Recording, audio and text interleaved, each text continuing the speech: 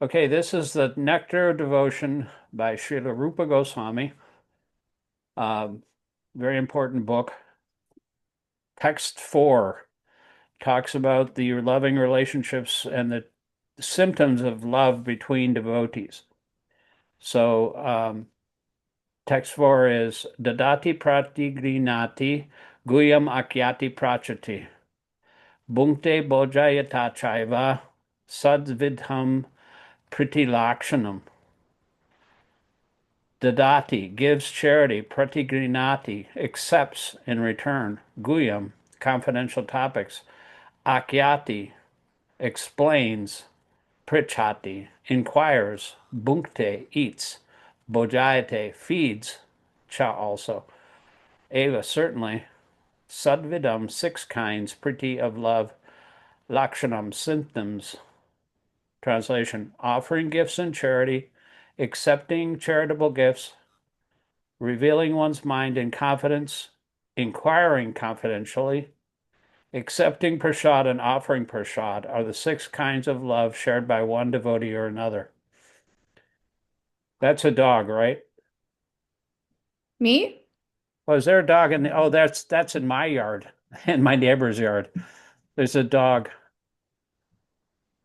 You hear that? Anyway, yeah, go ahead and read the first paragraph. Okay. In this verse, Srila Rupa Goswami explains how to perform devotional activities in the association of other devotees. There are six kinds of activities: giving charity to devotees, accepting from the devotees whatever they may offer in return, opening one's mind to the devotees, inquiring from them about the confidential service of the Lord, honoring prasada or spiritual food given by the devotees, and six, feeding the devotees with prasada. An experienced devotee explains, and an inexperienced devotee learns from him. This is good Guyam Akyati Prachati. When a devotee distributes prasada, remnants of food offered to the Supreme Personality of Godhead, in order to maintain our spirit of devotional service, we must accept this prasada as the Lord's grace received through the pure devotees. We should also invite pure devotees to our home, offer them prasada, and be prepared to please them in all respects. This is called Bhunktya Bojayate Chaiva. You're on mute. Are you on a computer? Yes. Okay. I'm going to decrease the, because sometimes when people can't see when you're on a little phone. Anyway, okay, so that'll give us a little bit more reading power here. Even in ordinary social activities, these six types of dealings between two loving friends are absolutely necessary.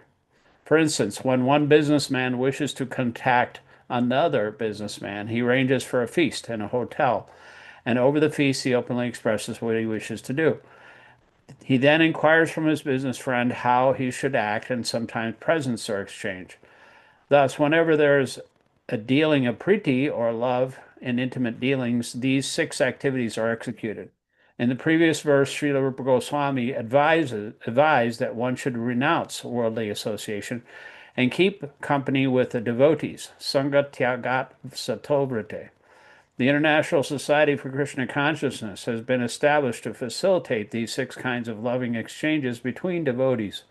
This society was started single-handedly, but because people are coming forward and dealing with the give and take policy, the society is now expanding all over the world. We are glad that people are donating very liberally to the development of the society's activities, and people are also eagerly accepting whatever humble contribution we're giving them in the shape of books and magazines dealing strictly with the subject matter of Krishna consciousness. We sometimes hold Hare Krishna festivals and invite life members and friends to participate in the feasting by accepting prasad. Although most of our members come from higher rungs of society, They nonetheless come and take whatever little prasad we're able to offer them. Sometimes the members and supporters inquire very confidentially about the methods of performing devotional service, and we try to explain this. In this way, our society is successfully spreading all over the world, and the intelligentsia of all countries is gradually appreciating our Krishna conscious activities. The life of the Krishna conscious society is nourished by these six types of loving exchange among the members. Therefore, people must be given the chance to associate with the devotees of ISKCON, because simply by reciprocating in these six ways mentioned above, an ordinary man can fully revive his dormant Krishna consciousness. In Bhagavad Gita 262, it's stated, Sangat Sangjayate Kama. One's desires and ambitions develop according to the company one keeps. It is often said that a man is known by his company, and if an ordinary man associates with devotees, he will certainly develop his dormant Krishna consciousness. The understanding of Krishna consciousness is innate in every living entity, and it is already developed to some extent when the living entity takes a human body. It is said in Chaitanya Charitamrita, Madhya 22:107. I'll just read that, and you can read the next couple paragraphs here. Nitya Siddha Krishna Prema Sadi Kabinoi Shrananadi Sudi Cheti Kadiyayodoi. Go ahead. Okay, pure love for Krishna is eternally established in the hearts of living entities. It is not something to be gained from another source. When the heart is purified by hearing and chanting, the living entity naturally awakens. Since Krishna consciousness is inherent in every living entity, everyone should be given a chance to hear about Krishna.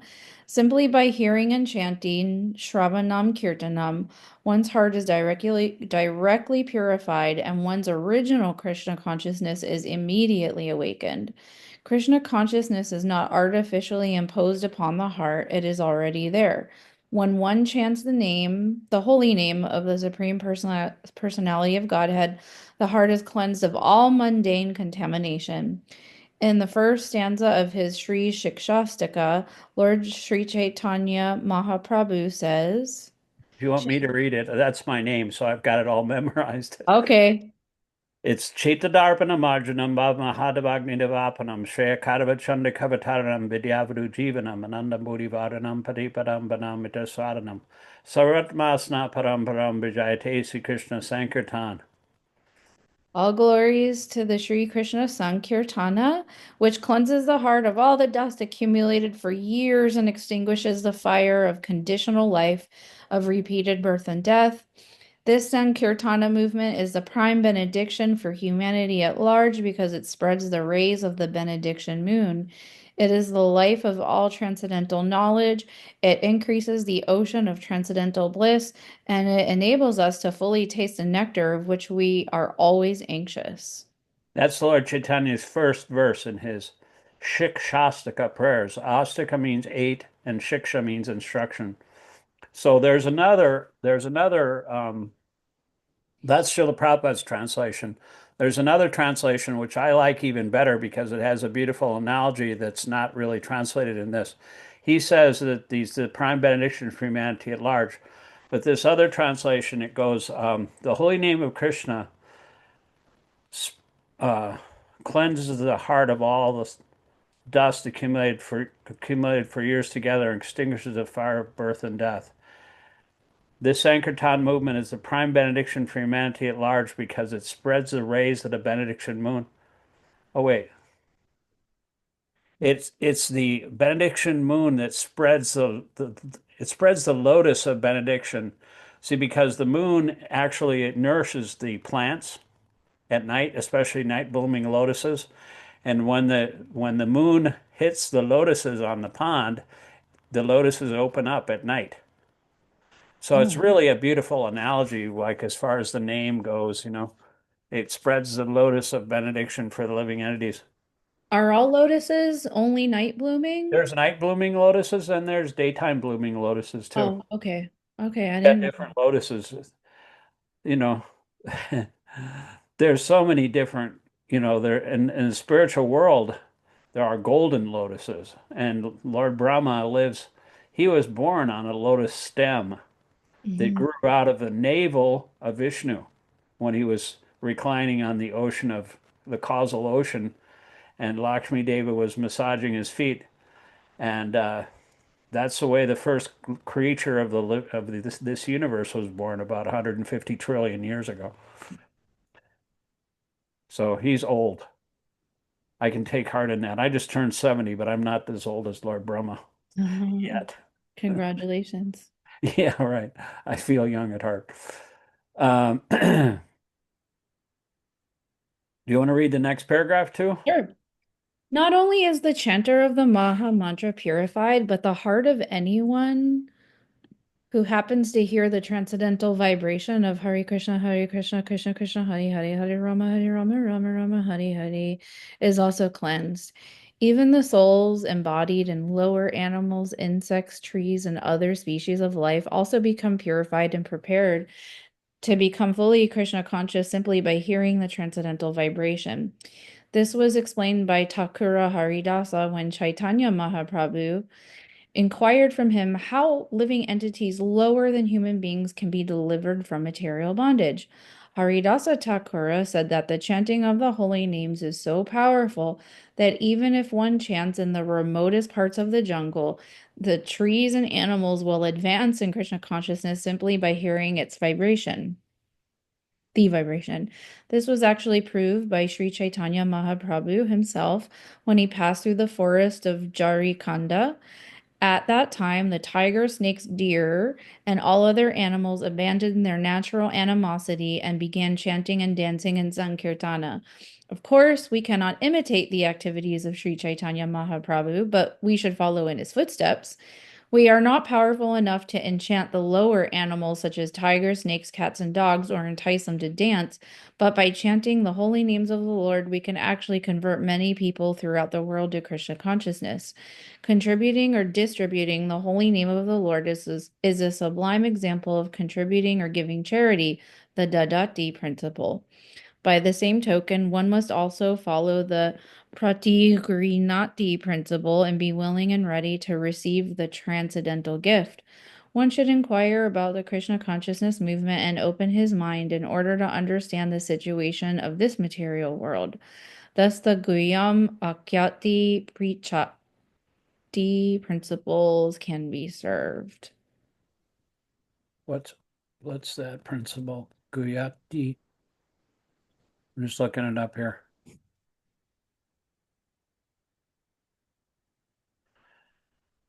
Oh, distributing per shot. See, there's a really good example of this.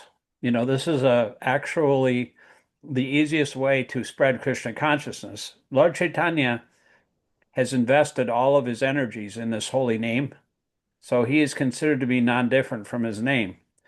And so even just by chanting, by offering food and accepting food, by inquiring confidentially and explaining what Krishna says, um, you can deliver the world. That's Lord Chaitanya's instruction. On my order, become guru. Just explain all of what Krishna says in Bhagavad Gita and Srimad Bhagavatam. And this way, try to become a spiritual master and try to liberate everyone in the land. Because his mission, his desire was that everybody would be um, converted to Krishna consciousness. So until that happens, we have work to do, you know, because this is Lord Chaitanya's mission, and our mission is also the same.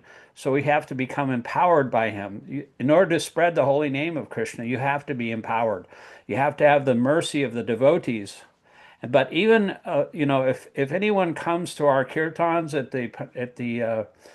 at the kirtan center and takes prasad or inquires or listens to devotees there in a submissive mood, there the effect is very powerful. I'll give you an example of that from Lord Chaitanya's pastimes.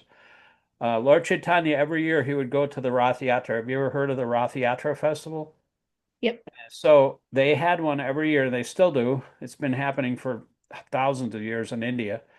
It's in Jagannath Puri, where Lord Chaitanya resided for the last 24 years of his life. He lived for 48 years, and 24 of the first years he was not a sannyasi, but then he took sannyas, renounced order of life, and then moved. away from his family. He renounced his young wife and his old mother and moved to Jagannath Puri to spread the Krishna consciousness movement. And in this way, he, uh, gave up the comforts of home and shaved his head and renounced everything. And he traveled all over India. Just this example of him going through the forests of Jharkhand and teaching all and asking all the tigers and lions and bears to chant. They would actually chant. The elephants would start rearing up and trumpeting, and the even the inimical animals like the deer and the tigers would start dancing, and they'd have their paws on each other, and they would start kissing each other. I mean, that's how powerful Lord Chaitanya is, and Lord Chaitanya was just looking at all this and he was just smiling because, and we can't imitate that. We can't like say, hey, tiger, start dancing and chanting Hare Krishna. The tiger will eat us because we're not that powerful. So, but I'll just give you an example. This particular example is really powerful because one time it means that that chanting and prasadam distribution are very, very important. That's why we have the Sunday feasts. We've always had them in the West for the last 60 years. And so this offering prasad and accepting prasad, one time Lord Chaitanya, he would come from all the devotees from Bengal, from all around, would come every year to see Lord Jagannath and take shelter of Lord Chaitanya. And so there's one devotee, an advanced devotee named Srinivas, and he would be in charge of organizing the whole trek across the Bengal. And he would arrange for the food, he'd arrange for the lodging, he would even have to pay the tolls for the boatmen, because in order to cross the rivers, you'd have to pay the toll.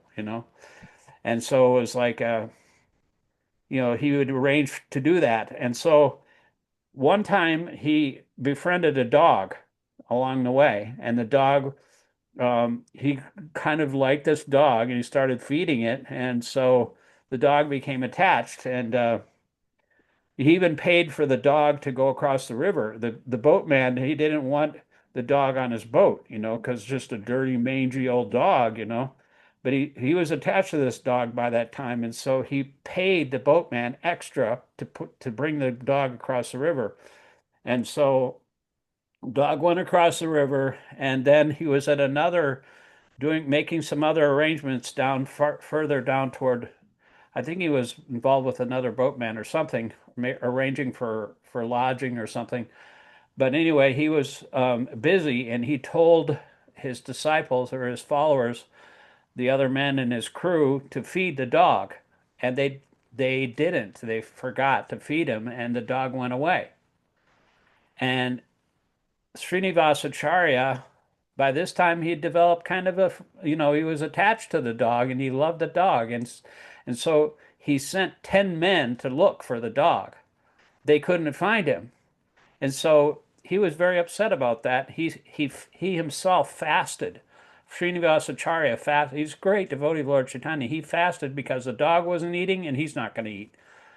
But then they couldn't find him, and so they just continued on toward Jagannath Puri, and they didn't see the dog anywhere, and so they just continued on because that was the main thing, is to meet Lord Chaitanya.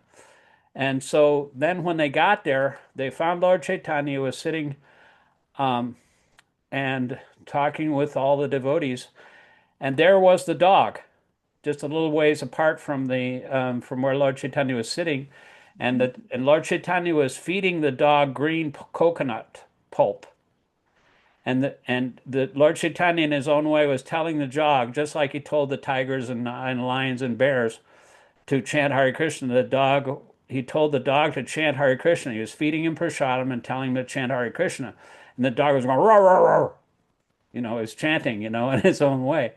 And so when Srinivasacharya saw that dog taking prasad and chanting like that, he could tell he was chanting. The dog was actually chanting because Lord Chaitanya told him to. And he paid obeisances to that dog. And you know what happened to that dog? Mhm. They couldn't find him the next day because he went back to Godhead. He went back to the spiritual world. So that is the effect of devotee association number one, devotee affection, and prasad. He was just a dirty, mangy old dog, but just by that one generosity by Srinivasacharya, he got the mercy of Lord Chaitanya and he was immediately liberated from this material world. So that's a pretty powerful thing, you know. That's why my spiritual master told Adipurusha in New York City to distribute prasad. He distributes about 600 plates of food every week. He's been doing that for the last 20 years. He's like 76 years old now or something like that, but Yeah. he's still going strong and he's doing his bed and breakfast and he invites everybody that comes from all over the world to New York City to his bed and breakfast, um, accommodations there. He rents whole buildings. He pays like $80,000 a month for these huge these various rooms that he makes, and he's got like three buildings right now, and they've built a yoga studio and on the 10th floor of the 30th Street. It's a really beautiful yoga studio, and they're attracting people all over the place. And he always invites them. They might be big businessmen. There was one guy that was like the on the management team of Warren Buffett, the billionaire, Yeah. and he would help with the prasadam distribution, preparing the prasadam in the kitchen on Fifth Street, and then he would help. Because he liked to be with devotees, he liked that service attitude. Everybody likes to serve. If you have that kind of like inkling to do that, it's actually natural, and people, get out of their routine of, the hustle and bustle in New York, and they just have an opportunity to serve. And then they can take prasad and they can serve prasad, and that's part of the loving exchange, and people really appreciate it. And so then they come to the Bhakti Center, and a lot of them get initiated by devotees. Adi Purusha, through his prasadam distribution in Compton Square Park in Lower Manhattan, has made so many devotees through that process. Prabhupada actually started the movement there in 1966 by chanting in Tompkins Square Park in Lower Manhattan, and that because that's where all the hippies used to hang out. And so and he would invite people to the center and feed them prasadam and, chant, more chanting, and that way, even though the hippies were totally crazy, like back then, um, one of the beat poets, what is his name? Allen Ginsberg. Yeah, Mhm. he noted that the Prabhupada was very generous in due to the fact that he went to the Lower East Side, where these hippies were half crazy and they were just like rejects from society and they were like trying to rebel. But he went there and tried to distribute Krishna consciousness. He started out in the parks, and the hippies were trying to kind of looking for some kind of alternative way to get high because they were all high anyway. They're all on drugs, they're all on acid. Actually, acid was legal in 1966. I think it was made illegal in 1968. So everybody was high, tripping. And Allen Ginsberg said chanting is a good way to come down from for landing from your LSD trip. Um, And, they actually, everybody wanted to get high and they were kind of interested in what Eastern philosophy. They had a little pamphlet or a little mimeographed sheet that they would pass out as a flyer to all the hippies in Tompkins Square Park. And it said, "Stay high forever. No more coming down," with this transcendental sound vibration. And the hippies loved it so much, they'd bring their guitars and their flutes and their bongo drums. And Prabhupada didn't even have a mridanga, the Indian drum, but he just borrowed some hippie's bongo drum and started banging on that. That drum, that particular drum in 1966 is in the palace right now. oh, in West Virginia? And West Virginia. It's a little drum. It's in a curio case on the right hand side of the temple room where Prabhupada is. But that was the original bongo drum that Prabhupada used to chant on because he didn't even have a mridanga. He didn't have anything when he came to America. Yeah. But in this way, you know, uh, and the hippies used to say, hey man, they had the hippie newspaper. It was called the East Village Other, this psychedelic little, you know, hippie newspaper. It had like a big eye on the masthead, East Village Other, and it said, uh, you know, you they had a little blurb about the temple or about the chanting. And they said, yeah, hey man, you got to try this chanting. It's cheaper than pot, sweeter than acid, and it's non-bustable by the fuzz, man. So it's like that's way they could, it was just like an economical way to stay high forever, and there's no more like crashing, crashing and burning, freaking out. Is that where you were? I mean, I guess you're a little too young at the time to have really been there in the late 60s, right? If you were I was only 14 years old in 1969. My friend who was going to be at the program on the 12th, I believe, in June. His name Kripa? is Kripa Maya. Yeah. Maya Prabhu is going to. He's like a performer. He plays guitar very well, and he Yeah. writes his own Yeah. songs. And he's such a humble devotee. He actually parked his car here for 2 or 3 months because he went to visit. Him and his wife went to visit his daughter who was living in Bali with her kid, and so they my driveway is a long driveway, so people can park. I use my driveway as a devotee parking service, for the airport. Then I bring them to the airport, and then they go Oh. wherever they're going. Oh, sweet. That's really nice. Yeah. So, wait, you and Kripa were in New York Well, to actually, no. See, Kripa Maya actually in 1969 he was 15 years old. All right, so he's a year older than I am. So he's 71. Yeah. But I was too young. I didn't have anything to do with Krishna consciousness, or I listened to Woodstock. I loved the Woodstock soundtrack and everything like that. And I was into music and everything, but he actually had a chaperone. He went to Woodstock even though he was only 15. And he wrote a song about it. Actually, it's in the videos of the Pittsburgh Kirtan Center. I recorded it. He created a whole song about the tumultuous 60s and how he went to Woodstock and everything. Yeah. It's really interesting. But so he's been um, the guy that I used to work with in the mold shop, that they used to make molds for all that ornamental stuff all around the palace. And I worked with him. His name was Gargarishi, and he went to Altamont Festival in 1970. And he's a few years older than both of us, but he actually watched um, the Hells Angels. They made the brilliant idea to make the Hells Angels in charge of security, and the Rolling Stones were on stage, and somebody started acting up, and the Hells Angels stomped on him and killed him.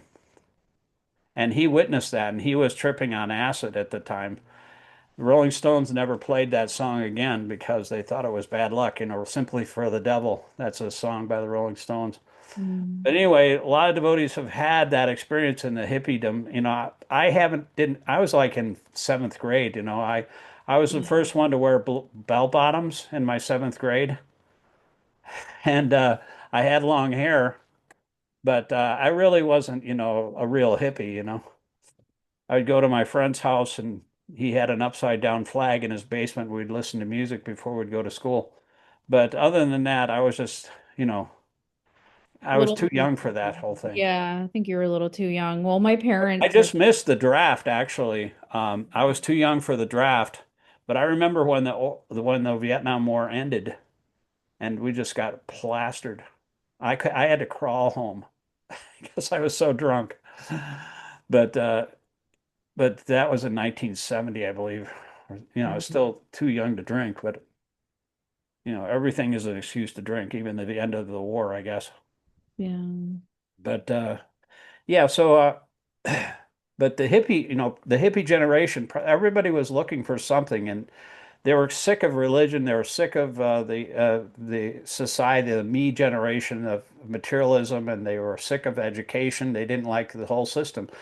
They called it anti-establishment. They were anti-establishment, you know. They didn't like the government. They didn't like, especially they didn't like the war in Vietnam. And so they were kind of dropping out, you know, of society. And a bunch of them came to San Francisco in 1967, and Prabhupada started another temple there on the other side of the United States. And because the hippies were invading that whole area, that was called the Summer of Love in 1967. Uh, there were tens of thousands of hippies. You know, they write songs about it. You know, have you ever heard that song? Are you going to San Francisco? You better wear some flowers in your hair. You know, that's everybody was dressed in psychedelic clothing, and you know, but that all faded away. You know, I went back there in the 80s to Ashbury, and it was no longer like that. Everybody was wearing black in the 1980s. I went to this concert at the Higher Arena in Dayton. Everybody was wearing black. You know, the hippie movement was gone. You know, there was no more colorful clothing or anything like that. But you know, just things change. You know, but you know, Prabhupada came at the perfect time because these young people were looking for something, for some alternative. They were interested in some, you know, everybody's interested in Krishna consciousness. Like Prabhupada says in this purport here, everyone is looking for Krishna. Even George Harrison wrote the introduction to the Krishna book, and he said, you know, everybody's looking for Krishna, but they just don't know it, you know. And so Prabhupada came at the perfect time because that was kind of an enlightenment period for the young people, you know.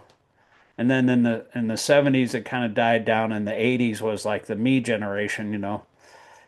And you know, it kind of goes in cycles.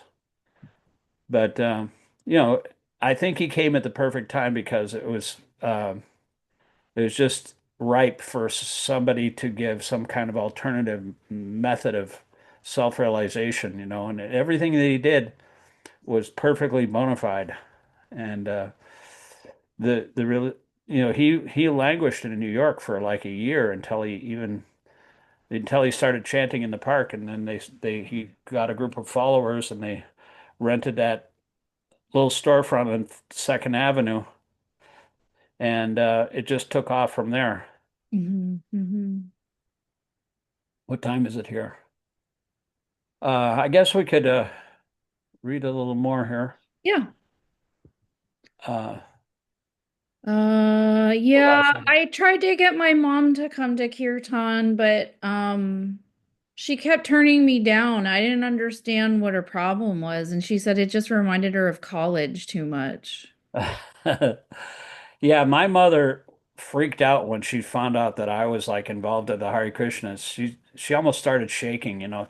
But she actually she's like her. She was very independent, and she had her own social scene. But she lived in Eugene, and she didn't Oh. even she Jen and I were just newlyweds at that point 20 years ago, and she went down the street in Eugene. That's a very another like pretty progressive college town, you know, Yeah, yeah. kind of like Madison and Burlington. Burlington, my brothers live in Madison, and my father used to live in Burlington, Wisconsin, or Burlington, Vermont, which is another pretty progressive college town.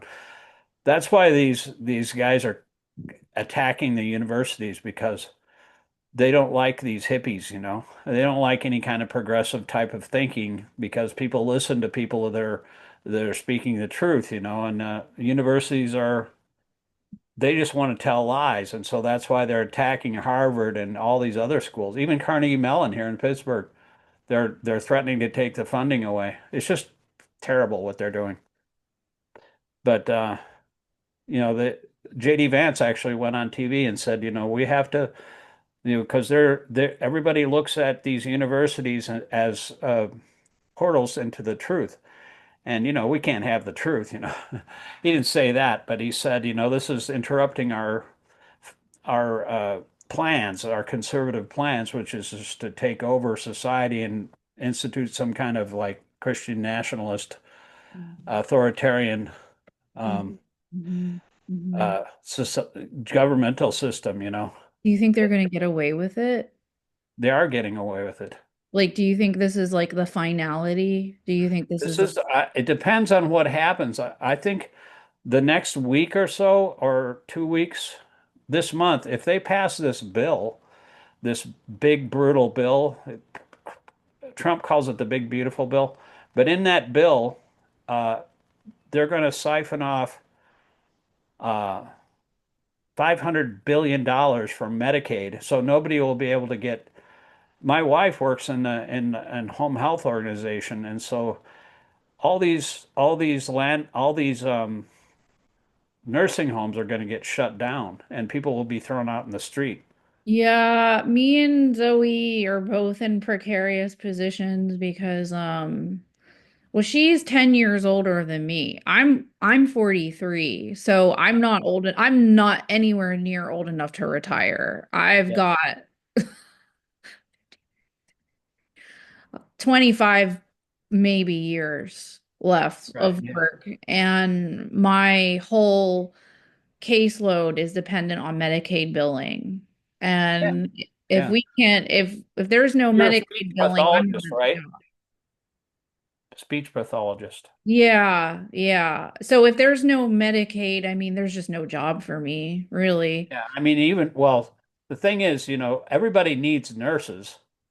You know, specialized thing like you've got a niche market, but you know, everybody's going to need, you know, maybe rich people can afford to have a speech pathologist, but No, you know, not my even. wife's always going to have a job, but it might switch over from poor people to more rich people, but hopefully that won't happen. But they're going to like transfer all that money to the billionaires so they can have even more money. Like it's like, and then they're going to increase the debt by trillions of dollars too, like $4.7 trillion in debt, Mhm. even on top of what, you know, what we're paying in interest right now on this debt that America has. It started in the 80s.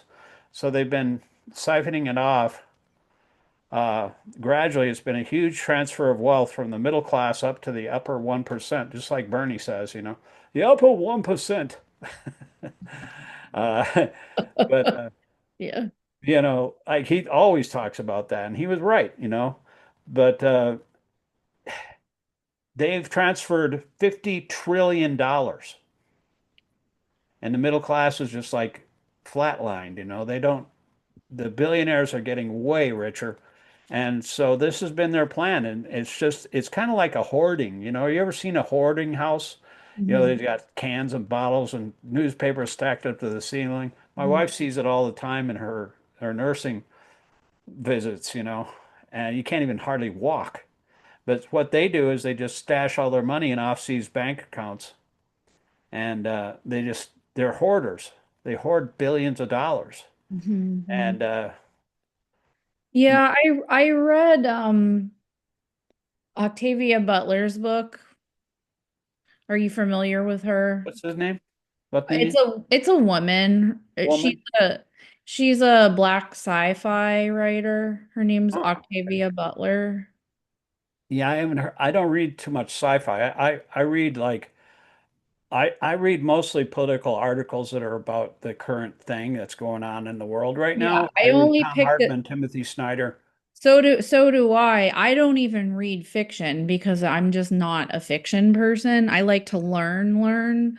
Yeah, But yeah. the reason why I picked up her book and I want to make it very clear that this is directly related to what we're talking about right now. The reason why I picked up her book was because it was all about establishing a spiritual community living off the land. Exactly. That's But what New the Vrindavan was supposed to be about. Right. But the context of it is that it's supposed to be in the future during a Christo-fascist government in the United States Oh, wow. where there's already been the Christo-fascists have taken over and America is in such a deep depression. There's just people walking the freeways. Everyone's homeless, everyone's poor. People are, nobody, That's people. interesting because, you know, Yeah, it's there's a very TV series, you know, dystopian. It's very, yeah, it's a very dystopian. dystopian novel, like, because, you know, that movie, you know, the woman that was in Mad Men and now she was starring in a series. What is the name of that series? It's about like a Christian dystopia. It's kind of like the Scarlet Letter, but no, it's Is it based on this book that I'm talking about? I wanted to share it with you, but I can't share my screen. I'll send you the DM right now. It's called Octavia Butler. That's the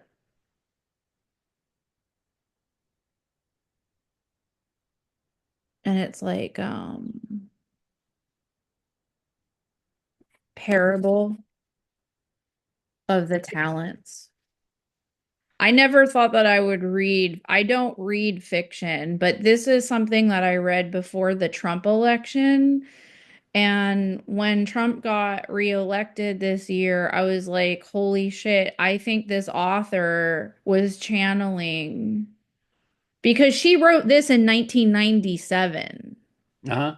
Okay, this was a really long time ago that she wrote this book, but somehow she knew and she wrote it into her novel that a Christo-fascist would take over and his slogan would be Make America Great Again. Well, the whole America First slogan that comes from fascism. But the one I was talking about, that Mad Men woman, Elizabeth Moss, she's in a it's called Handmaid's Tale. Oh, yeah, that's a That's fic. about a Christian like dystopia too. Yeah, it's they're very, very similar. They're very, very similar. It's just that this one, I think what I'm talking about was written before. And you know what was even before that was written like right after World War II by a man named George Orwell, 1984. I Yeah. mean, that's also a dystopian nightmare, Right, right, right. I It's think not when like it's not really religiously affiliated, but most I mean they worship Big Brother and Big Brother's like, and that's what really scares the crap out of me about the coming, see, well, I was talking about that big bill because what that bill will do is actually will um, in the World War II, they had the propaganda method was the terrestrial radio. You had Father Conklin and all these fascists, even in America. I read Rachel Maddow's book called Prequel, and that is about American fascism, and it actually happened here in America, and it's pretty terrifying. They stopped it though, but as far as like the ability. They had the radio back then. And in the 2010s, they had social media. It invaded the Twitter and the Facebook and everything, and they shoveled their propaganda, even the Russians, with their disinformation.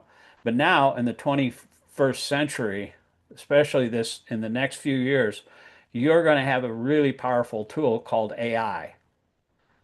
And you won't even be able to tell. It can simultaneously target any individual and they want to without regulation it could be it could be extremely destructive in the hands of the wrong people, as far as this information is concerned, because your grandma is going to get like all kinds of feed in her social media and she won't be able to tell if it's real or not. yeah. And once you're flood the zone with lies, yeah, it is just like 1984, just like George Mark Twain said, it's really easy to fool somebody, but it's very difficult to convince them that they've been fooled. I mean, if you try to tell, an ardent Trump supporter that the election wasn't stolen, then they're going to push back on that. In fact, in Oklahoma, they're teaching college students, they want to have classrooms that will have high school students study how the 2020 election was stolen from Donald Trump. They want to teach that to students in school. Huh. So it's like, it's like, uh, and Hannah Arendt, she's like a political, uh, writer, and she said that once that you start with lies, it just kind of corrupts the whole system because people can't tell what the truth is anymore. And they say it's all lies, and that is a tool for the authoritarians because they think, well, we'll just have a strong man come in and fix everything. They don't understand what is true anymore, and so they can't make up their mind about what's right and what's wrong, and so they just have somebody else take care of it. And that's the danger. So that will be deregulated, and also it will allow Trump to get away with um, his contempt. He's actually in contempt right now by not allowing Alberto Garcia to come back from El Salvador. He was deported mistakenly, and they admitted that. But now they're deporting people from all over the United States and without any kind of habeas corpus. And they're talking about suspending habeas corpus, which is actually in the Constitution. It's the right to, appeal and to have a lawyer and to have a judge and to plead your case. If they get rid of that, then they could just send you to a black site prison somewhere and you're done. You're there till you die, you Yeah. know. So, and so what the Republicans have done is they've inserted something in this so-called big beautiful bill that will allow um, Trump to defy any kind of contempt order because they put a provision in there where they would say, okay, well, in order to have you have to have a bail if you want to have a you have to post a bail. But in civil cases like the one that Trump has been dealing with, as far as like habeas corpus and even though the Supreme Court had a unanimous decision that this man you have to facilitate, quote unquote, facilitate his return from El Salvador to be justly tried. They're ignoring that, and so the judge in the case would could issue a contempt, and that's the only like thing that he could possibly do, because that's it could go first they'd target his lawyers, the lawyers would be contempt, but it could go all the way to the president of the United States. Mhm. He could be held in contempt, but they've put a provision in there where they would have to pay a bail, but in civil cases like that, the bails are not set. So that way he could, um, they've just like trickily, through their tricks, they've made it possible for him to not be touched by any contempt uh, here, adjudication by the Supreme Court or any court. So you could just, they pretty much, it's like Tom Hartman called it the last check, the final checkmate, because then he would be pretty much a king and he wouldn't have it there. The judicial branch, I mean, he's already in charge. The Republican Party and the legislative branch is just completely cowed.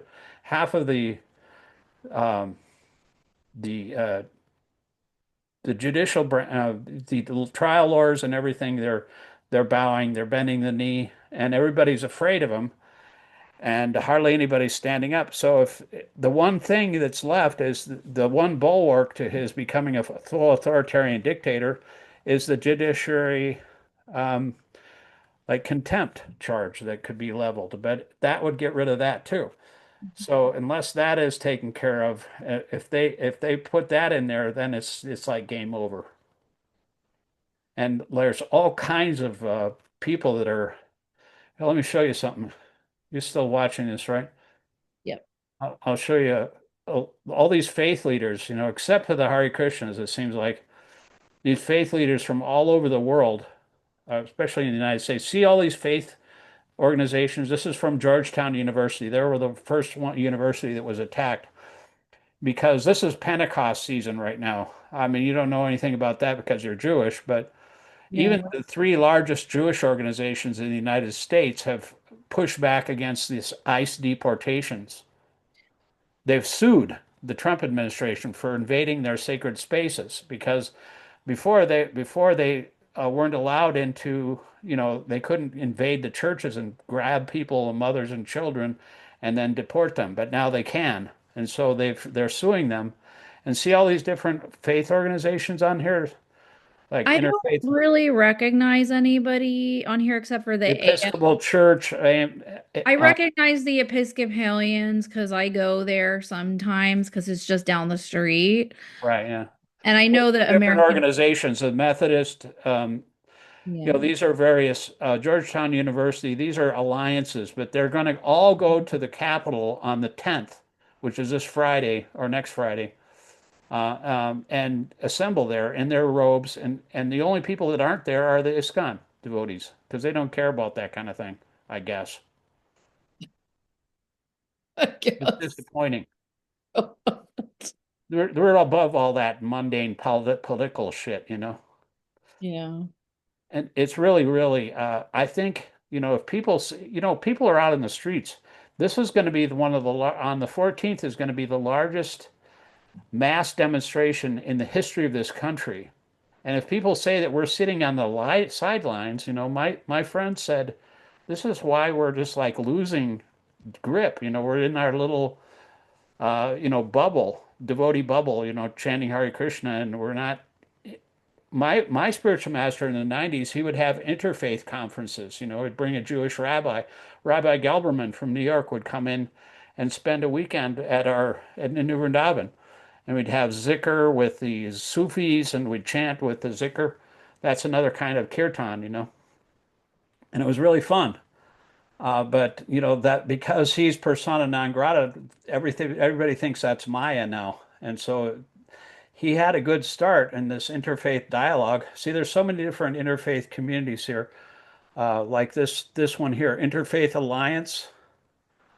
That's a bunch of different Christian groups and even Jewish groups, and you know, but we have to talk to each other because um, if we don't, this is the part of if you understand that you see God in another human being, it's like God is walking around, even though he may not have the same name, but you recognize him. Radhanath Swami used to say, even if like an ordinary man has a dog, if the man is dressed in his robes, like as a Christian monk or something, the dog recognizes him. Even if he's in his boxer shorts, the dog recognizes him. So if you're a truly faithful person, you will recognize somebody that's a God conscious personality because God is in everyone. And if they're displaying the symptoms of God consciousness in their behavior and their action and their thought, Mhm. then you can recognize that here's a genuine disciple of Christ or whatever, a Muslim or whatever, they're intelligent, they're kind, they're thoughtful, they're compassionate. They have all these good qualities because those qualities come from Krishna himself. So, it's just like a dog can recognize his master. We should be able to recognize all these other faiths too, because it's just like looking at a mountain. Plato used, or actually, yeah, I think Plato he would say, Bhaktivinoda would say, if you look at the West, you see Plato as a big mountain of truth. And if you look at it from the East, you see Confucius, and you see all these different faiths from different angles. And the truth is like one big mountain. It's ultimately personal, but there's only one God. He's one without a second. In other words, he may have different names, but if you call God by his name in another language, he's smart enough to understand what his name is, even in another language, because he used to talk to birds and animals, like in that pastime. He would talk to he would actually have conversations with birds and the Krishna pastimes. And then the parrots in Vrindavan, they had a male female parrot. The male parrot would talk about the pastimes of Krishna, and the female parrot would talk about the pastimes of Radharani. It was amazing. It's like the you really actually don't understand animals that much, but they have they they're very they everything's connected. So we all have that connection because everything has a soul. Just like in the Bhagavad Gita, it says that a man with equal vision or a woman with equal vision sees with a, an elephant, a dog, a learned Brahmana, and a dog eater as the same. Even though they're in different bodies, at different modes of nature, they see the same spirit soul inside each living entity. And that's called samadarshana, equal vision. Hmm. So that's how a dog, even if a dog can become Krishna conscious by chanting and eating prasad. So we have to invite everybody to our kirtan, even your mother. And maybe if you keep on working on her, she'll come, maybe you can bring some prasadam home. And if it's good enough, she'll take the prasadam and want more. Yeah. Jai. So anyway, Thank you for sharing that. yeah. But Should we so should we hop off? I wanted to ask you one question. sure. I invited some other girls to Kirtan Yeah. one time. They're just like, regular American girls, and my one friend like when it was time for prasadam, she didn't want to like go and take it because she didn't pay any money. And I was saying like, oh no, it's okay. They want you to eat. And she's like really hesitant, like, oh, I don't know. And I was like, no, no, they want you to eat. And so, I got in front of her and I showed her, you just get in the line, you take the plate, you say thank you. And we go and we sit on the floor and we eat together. And afterwards, she was like, who pays for all of that? Yeah, well, she can make a donation too if she wants to. There's a little tip jar on the side of the temple room, and Mm-hmm. they also have a Venmo app. I give Ashley, right? Hmm. She has a little daughter, Yeah, yeah.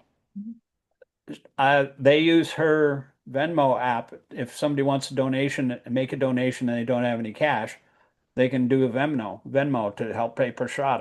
Mm-hmm. So if she wants to make a donation, that's fine. They're trying to like expand. That's why they had to put the restaurant in there so that they can pay for the $1.5 million building and the kitchen that they built.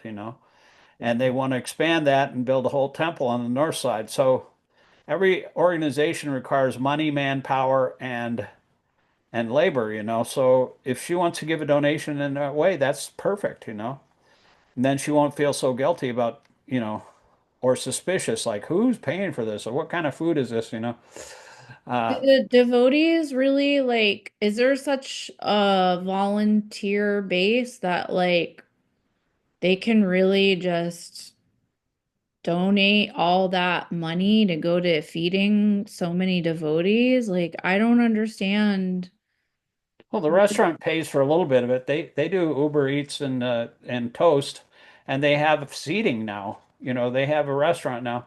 But the person that started this whole that bought the building, he's like a businessman. He invested $1.5 million in that, and he because he has credit. ISKCON Pittsburgh, the greater Pittsburgh community of mostly Hindu people, like the Zoom class you were on, they're mostly Indian people, right? Yeah. So, his community, I've been uh they raise money. Das and I we went up to Unitarian Church. He had a program up on the north side because that's where he lives.